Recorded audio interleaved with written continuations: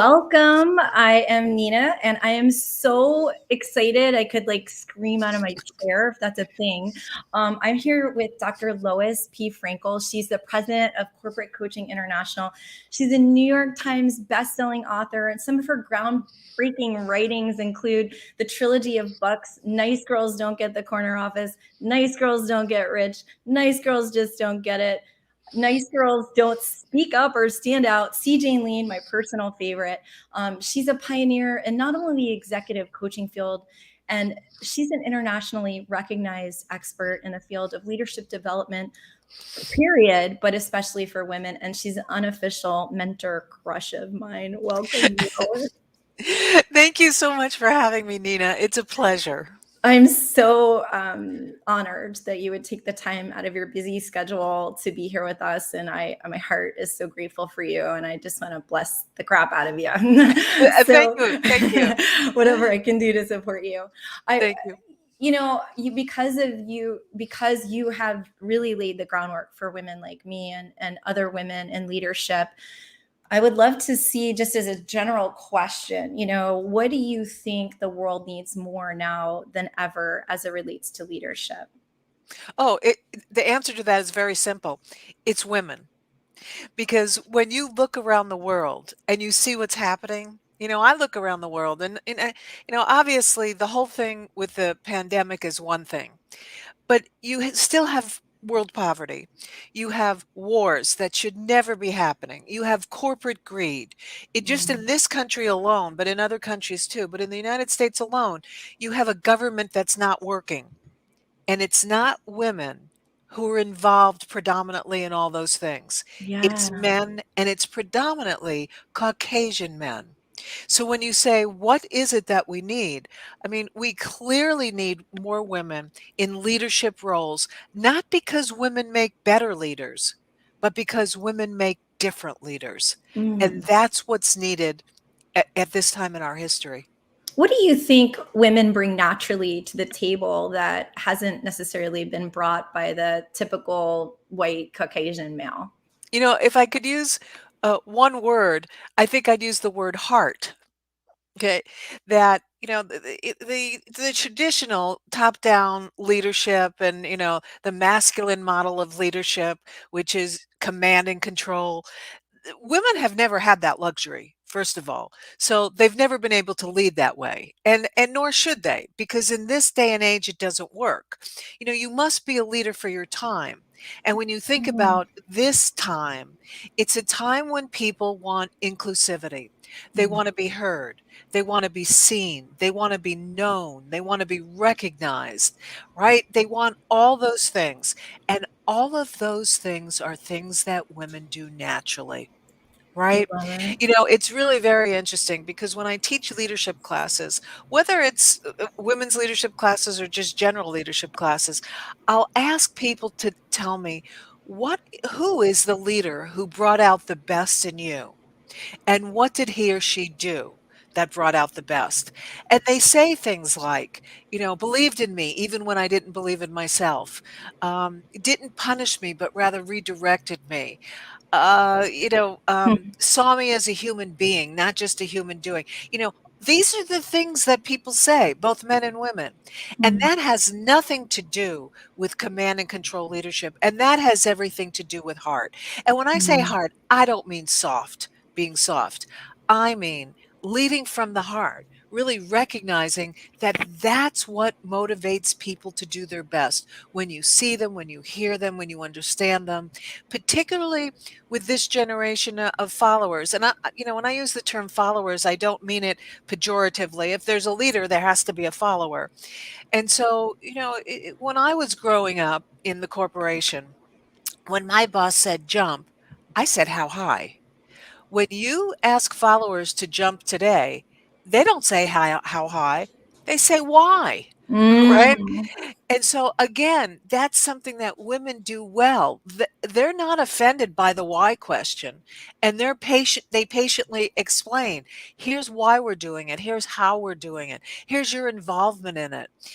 And again, when I was doing a lot of coaching, I don't do a lot of coaching at the moment, But I was coaching primarily men because that's who Mhm. corporations were investing in. I only worked with corporations to coach their executives, and I called it the feminization of leadership. The men Mhm. had to learn to develop more stereotypically feminine traits if they wanted to be successful Oh. um, in moving forward. I love it. So organizations hired you to pioneer as a pioneer to really integrate more of the natural feminine ways of leading. So listening, being empathetic, thinking about explaining why and not that, that power over kind of command and control, but like the power with, hey, look, this is what we could accomplish together. And that is one of the main reasons why people hired you. And now you see that there's even more of a need for it. Oh, even more. Yeah. And part of what you're describing just now is emotional intelligence, right? Emotional intelligence is the sine qua non for leadership. You can have a high IQ, but if your EQ, your emotional quotient, isn't high enough, you are not going to be a successful leader. And I have seen it over and over in my career working with executives. And so when it comes to emotional intelligence, women exceed men. Women are Mhm. more emotionally intelligent than men. Part of it's because we've had to be, right? We've had to be better observers. We've had to be better in control of our emotions. We're just naturally more empathetic with people. I mean, these are things that go along with emotional intelligence. I think one of the things I really love about your writing is, and I've told you this before, is your ability to yes and a situation. In your book, Nice Girls Don't Get the Corner Office, mistake number 15 is protecting jerks. And you assert a way to do that in a very empathetic and redirecting ways where you're not, as a woman in leadership or anyone that wants to build these integration, right, of skills between being empathetic, but also pointing people toward forward focused movement, which you do very, very well. You assert that people should say something like, "Hey, I'm not really sure why it was done that way, but I understand that that's the impact of that, right? And why don't you go talk to," and then redirecting to the source of the person that caused that pain. I love that you do that. I love you talk about a mistake 16, holding your tongue, asserting an opinion, and then saying, I'm curious how others see it.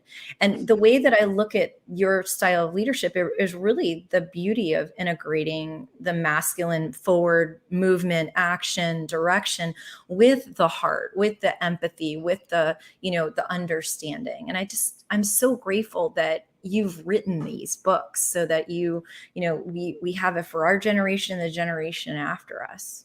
Well, yeah, thank you for saying that because that's exactly what I try to get across to women. I mean, that was the essence of Nice Girls Don't Get the Corner Office, too, which is you can't be the nice little girl you were taught to be in childhood and expect to achieve your adult goals. So, nice is necessary for success. I think heart is necessary for success. And at the same time, it's not sufficient.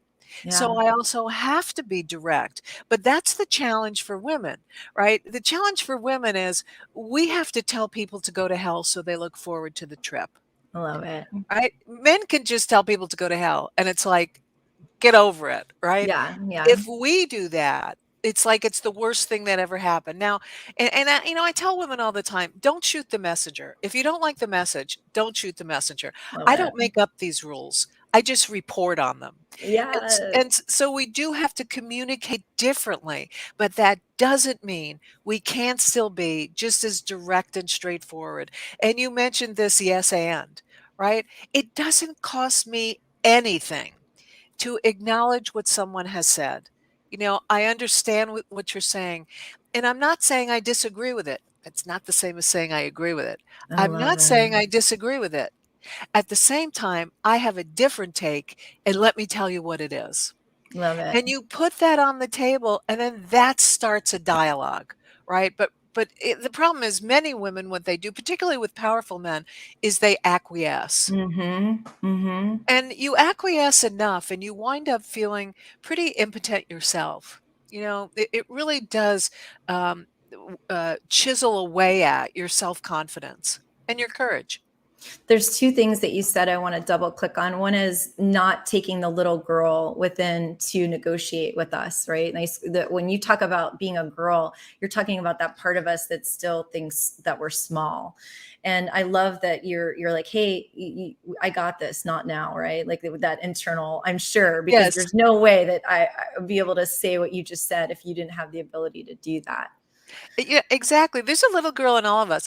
And the little girl is still in me. I mean, people say, like, how did you get rid of it? I said, I didn't.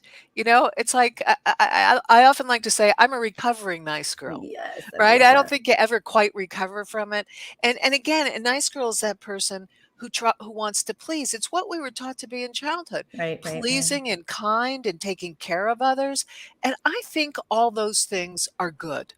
I like when I do those things, but if I only did those things, I could never achieve my goals. Amen.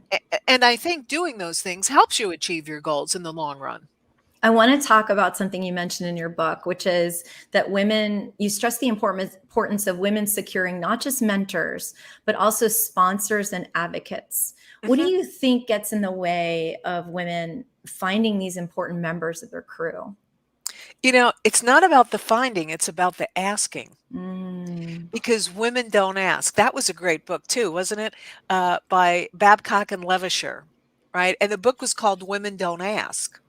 And they based it on the fact, this is just a little aside here, but they based it on the fact that they were professors at, it was either Princeton or Rutgers, it was somewhere in New Jersey.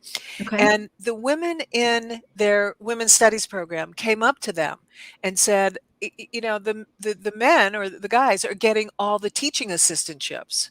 Hmm. And there's some inherent bias here. And Babcock and Levershire looked around and said, yeah, you're right. Then they did research around it and said, well, what's Hmm. really going on here? What they found out was that the women weren't Didn't asking. ask. That's why they didn't get it. There was an The- inherent bias. And mm. so it's not about finding mentors and sponsors.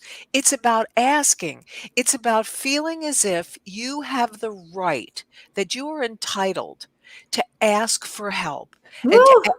right? Isn't that? So good. Like, Yeah. it's funny because we're saying to the world, listen, we need more feminine leadership, right? Regardless of gender, we need more of it. And women naturally bring that. So think about bringing more women on board. And then you're also asserting, listen, women, maybe you've gone a little too far with that, and bring yourself to the center and be assertive and ask for what you want, right? Because I know they've done other studies. Carnegie Mellon's done a study of MBAs that, had the equal salary ranges, and the Mhm, men asked for more and the women didn't, and they didn't mhm, ask 100%. I hear you. mhm. It Okay, cool. contributes a lot to the salary discrepancy. Is there some Mm, bias? Absolutely. yeah, I'm not saying there's no bias. right, right, right. I'm not saying that at all. I'm just saying there's ways in which we contribute to our own, the ways in Yeah, which we are held back. 100%. We can't look to other people, we have to look within, right? And I love Oh, that in your books. yeah, no one will ever take better care of you professionally, personally, financially than you will take care of yourself.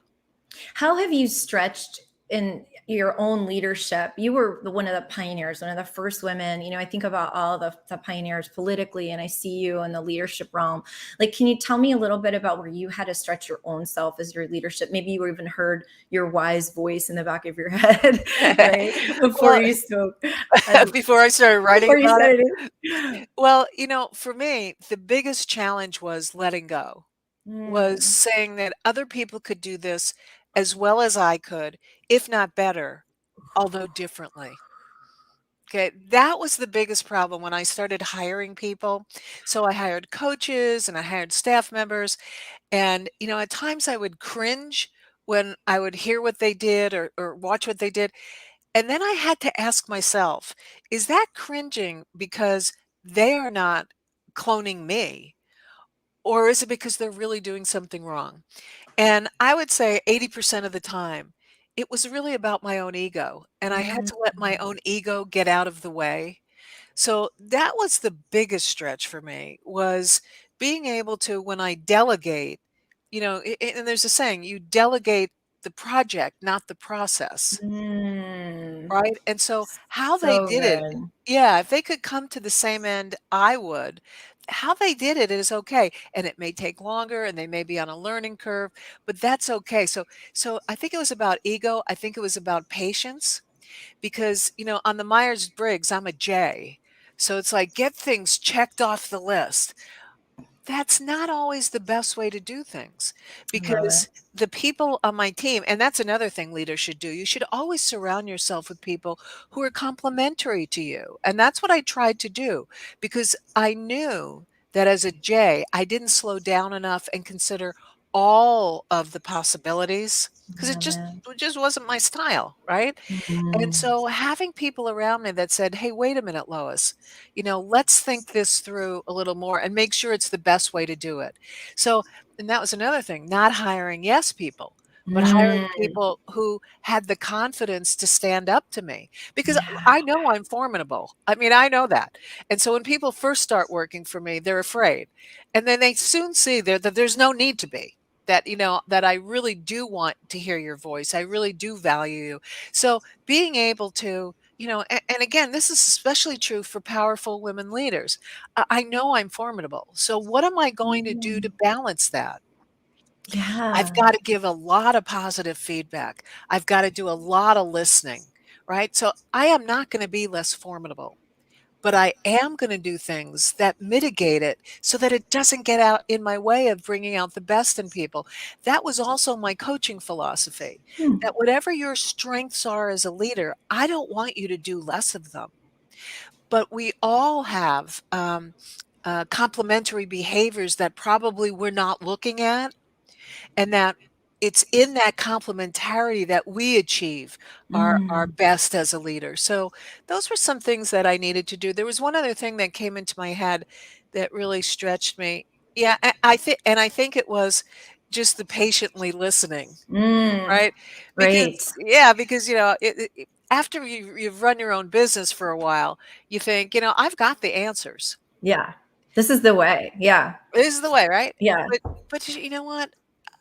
It doesn't mean I shouldn't be listening for Right. other alternatives. Like, And what if there's another alternative, right? exactly. What if there's more people to reach and that think this way also? I love it. Exactly. And, and that is about synchronicity, isn't it? That it's when 1 plus 1 doesn't equal 2, it equals exponentially more than 2. So Mm. when you get complementarity on a team, you have so much exponentially more than just your own talent. And that, it's humbling. As a leader, it's humbling because I think we grow up looking at this masculine model of leadership that says, I have all the answers. I am all knowing. We are going to do it my way. That's how I grew up in the corporation. And, Yeah. I bought into that stuff. I think, yeah, things are changing. I think things are shifting more to more of a healthy masculine. It's like, hey, yeah, we need strategy. Yes, we need to report quarterly financials. And, we also need to make sure we don't burn our best and our brightest, right? And Okay, but we'll say more. excuse me, because what you're Yes. saying is that's the difference between leadership and management. Love Right? it. Management is about being strategic, looking at the quarterlies, fixing problems, addressing, what are the goals, meeting the goals. That's all about management. That is not about leadership. You cannot manage people. You manage the project, you lead human beings. Love that. I Yeah, love that you say that. yeah, and I so love it. so that's an important thing to remember. Yeah, I have to be a manager. I'm responsible for the bottom line. There's no doubt about it. I'm responsible for the bottom line. But that is separate and apart from bringing out the best in people who are going to contribute to the bottom line. I hope that makes sense. It does. And I was going to ask you what's the best way for senior leaders to support and keep good women in leadership? Today we have this great resignation where women are leaving. And I'm looking at, is it because they don't know how to negotiate for what they're wanting? Maybe they're wanting more flex time and they're not sure how to ask, right? And so you touched on that, what we can do as women to ask for what we want. But there's also a lot of men in leadership positions that don't want to lose. They know that there's good women in leadership. What would you assert to them that they could do to support women staying? hmm Well, the first thing is to ask the women, what would it take to have you stay? Right. Curiosity. I love it. right? Be curious. Be That's curious. exactly. I mean, and I think too many men see that as a weakness, which is, well, then she's going to have the upper hand over me, or then she's going to think, she's indispensable, or you know what? Get over it. I love this. People are not as simple as you think they are. So that if I were to say, what would it take to make you delighted to be here? And then use that as a starting point and say, I Mm. don't know that I can provide it all, but I value you and I'd like to have you on the team. And so if I can meet your, basic needs or the essentials, I'll see what I can do that. And if I can't, then obviously then you're going to have Oh, I lost your audio. I lost your audio. I don't know how. Somehow you got unmuted. Unmute. I got you. Did you unmute? Nope. for here. There we go. That just kind of did it on its own. Yeah, I don't Okay. know. Didn't touch it. Yeah. So, but I think that's where I would start. I mean, I would really be starting with what is it that people, and it's not just with women, but what does it take to make people delighted in the workplace? Mm. Why wouldn't I give that to people if I could give it to them? Particularly if they're valuable people, right? If they're people I don't want to lose. And there is a cost for turnover. We all know Right, that. right, There's a right. high cost for turnover. So, limiting your turnover is about knowing your people, knowing your followers. What is it that they uniquely want? Because not everyone wants the same thing. And, part of this I learned from one of the best bosses I ever had. He was a black guy by the name of Bill Holland, and Bill was actually a football player for the Atlanta Falcons for a while. And then when I worked for him, he was the director of diversity and inclusivity at Mm. Arco, the oil company. Mm-hmm. And I was about to quit. And he said that to me. He said, "What is it that you need? Why are you quitting?" And I said, "Because I'm going to, doing my PhD at night full time. I'm doing part time. I'm doing my internship at the LA County Sheriff's Department. I'm working. I don't have enough hours in the day." He said, "How many more hours do you need?" Oh, And I said, "Well, I'm probably short, 6 to 8 hours a week." And he said, "Take it." He said he wow. said, "Don't tell anybody, but take it." He can't get in trouble now. He's not there anymore. Yeah, I love exactly. And it. and that it was from him that I learned this whole thing about you can be flexible. And yes, there are rules and you have to play within the rules, but to what degree can you stretch the rules to meet the needs of your followers? So sorry. There's lots of comments in the comment field, and I'm just so sorry I didn't even see them. Well said. Delegate the project, not the process. Options provide opportunity for growth. You manage projects, but you lead people. So good. Yeah. So sorry, peeps. I didn't see your comments, but I'm paying attention now. There's a thread through what I'm hearing, and that's self-trust, to withhold the judgment and the proclivities to a certain style and let up a little bit and see what evolves. Trust the process of what evolves in that conversation, being present and curious. I love it. Well, part of that is, yeah, you're absolutely right. You have to trust the process and you have to trust people and you have to trust yourself. And, part of that is really about the golden rule of leadership, right? She who has the gold sets the rules. So I always know that I'm going to be in charge. So I don't Mm. have to wield that over anybody, right? So if I have the power, it doesn't cost me anything to share it.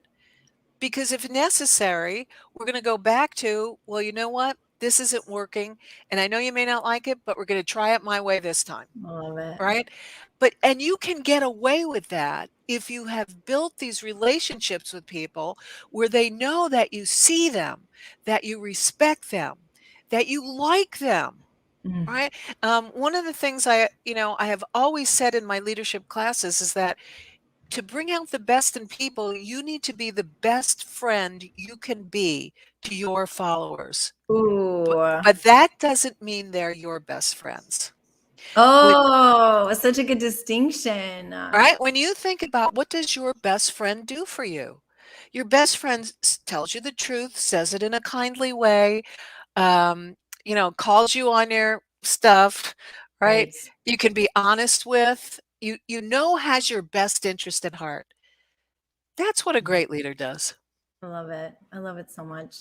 I wanted to ask you this because, as you know, that there's a lot of us that teach, and we want to continue to support women in leadership. And some of us are, brushed up against, hey, we don't think it's a good idea that this is a major, an official major. What would you say to us as we're sort of next gen pioneering, right, for women in leadership? What could we say to continue that good fight, right, to support this actually being a true blue major? What would you say to us? Well, the first thing I would say is you need to see that pushback as part of the white male system, right? The white male system, any system, is designed to perpetuate itself. Mm, And when you threaten the system, it pushes back. mm. So you need to Expect see, it. Yeah, yes, expect it. you need to see that for what it is. And you need to say, okay, I've threatened the system. How am I going to reduce that level of threat? And Mhm. usually you can do that with data, facts, and figures. So what I would be going back with is I would be saying, I would first be asking, because this is, this is one of the essentials of negotiation, right? Because having a woman's program major, you know, is critical in this day and age because women lead differently than men. Where are they supposed to learn how to lead? Number one. Number two, if companies want to hire more women leaders, they're going to be going to schools that are teaching people how to do it. So there is a bottom line good sense to this, right? Yes. And that's a given. But what I would go back and do is I would say, tell me what your problems with this are. Because what you do is then you get data that you go back and use as ammunition. So if somebody says, well, we don't think there's enough women that would go through the program, it'd be too expensive, it would be this, Right. you need to address every one of those concerns. And you go back and you say, I've thought about what you said. And I think we can overcome every one of those objections in these ways. And then you present the plan for I how you love would. And you include things like, this is how it will pay for itself. it. Because Oh, we're there going to you go, go. right? We're going to go to major ROI. corporations and we're going to tell them we have this program. We are going to elicit people from these corporations to send their employees to our program. There you go. We are going to provide we're going to recruit um, from corporations. Right, right, And right. we're going to enable recruiters to come here and recruit our graduates. So it only makes dollars and cents wise to do this. To do otherwise would really be to do this institution a disservice. I love the way you said that. I just want to answer a comment in there was a comment like, isn't women's studies still a major? Yes, it is. And there are many universities that won't permit it to be a major. So that is what I've asked, because Dr. Lois is a pioneer in leading change and women in leadership. So I wanted to ask her. Brilliant. Thank you. Yeah, there are some universities that don't. And what bugs me, I'll tell you, I am a donor to my own undergraduate university, and I'm not allowed to earmark the money for women students Wow. because it's against, and this is in New York, so I don't know if it's true anywhere, but in the New York state system, it's seen as discrimination. So that if I want to donate money to the women's program, it has to be for something specific. Hmm. So it's interesting. Every which way you look at it, there's pushback, but there's always Hmm. ways around it. For me, Love there's it. always a way around it. Of course. This is why you're the pioneer. I have three more questions and I want to get them in, and I want to respect your time. As Sure. a woman in leadership, have you ever experienced the look of shock when you tell someone your title or what you've accomplished? Yeah.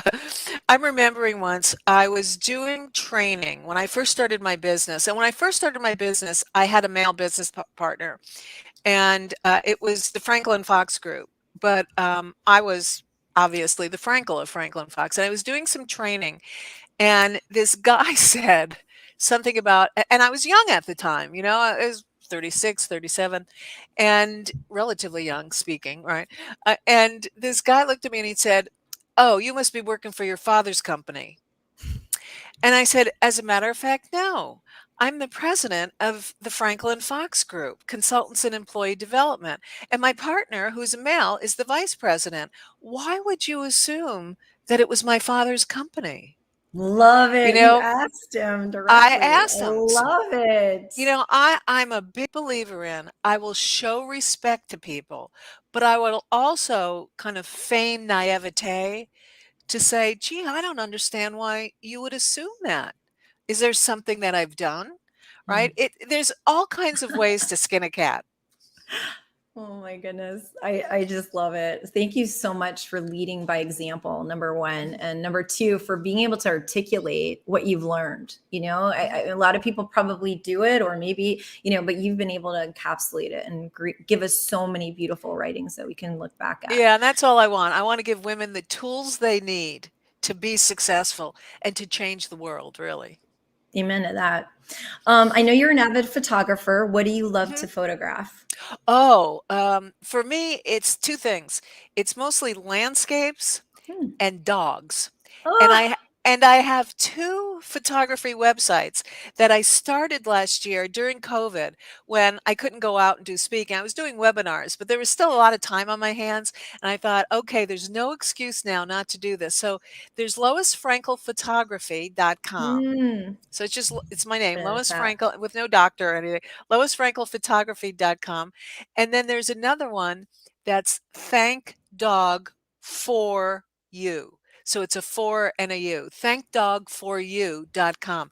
And that's all the dogs that I photograph.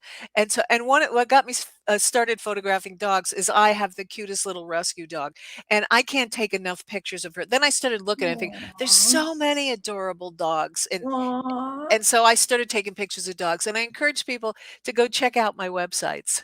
100%. I just put them in the chat. And if you want to learn more about Dr. Lois Frankel, I encourage you to go to her website, drloisfrankel.com. I just went on Amazon and got all of your books. I'm very excited to read the book that you have, Wisdom. Sorry, y'all, what a terrible. Oh, Ageless Women, Timeless Wisdom. Ageless Women, Timeless Wisdom, because you assert in the book that when we think about wisdom, we think old white guy with a big beard, and that's not true, right? That's not always true. So I'm really, really excited to read more about feminine Wisdom. icons and counterparts and Well, wisdom. it wasn't so much icon, just so nobody's disappointed. What Okay. I did was I said that every woman has a story. Mm. And so it was during another one of these lulls. It wasn't during the pandemic, but I had a lull at one point, and I thought, I'm going to do what I've always wanted to do. I drove cross country with my little dog, and I stopped at nursing homes and retirement homes, and I asked, could I speak to some of the oldest women that are here? And I'm writing a book, and I got access to women, and I asked them the Wow. question, what's the one thing you know to be true after all your years of living? Wow. And it was interesting how hard that was for Hmm. women to answer that question because they don't see themselves as having wisdom to offer. But when I changed it to, would you, if you have a granddaughter or a daughter, what kind of advice might you There offer you her? go. Look at that. And then it turned it around. And the subtitle is Witty, Wicked, and Wise, Reflections on Well-Lived Lives. And then I combined it with my photography. So I took pictures of the women, and I have my photography in there Oh. as well. The cover of the book is a photograph of a woman I took in Bali. Oh, wow. Yeah, I saw the photo. I saw this is great. And I didn't know they were real photos. That's fantastic Yes. that you were able to Hmm. take those. Hmm. I'm super excited about reading that. Dr. Lois, thank you so much. Thank you for listening to my heart about wanting to spread the good word of your beautiful work in the world. Thank you for your Thank you. legacy. Thank you for being a pioneer for us. Thank you. I'm Thank so, you. so grateful. I appreciate those kind words, and I appreciate this invitation, truly, and the work that you're doing to empower women. Thank People you. say the word empowerment is overused.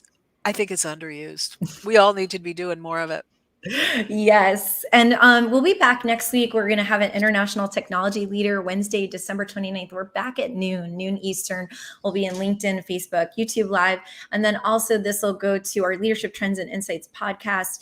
Join us and create more collaborative conversations. We love connecting company cultures and our world community. Thank you again, Dr. Lois. You made my whole year. Thank you. Thank Thank you you. so much.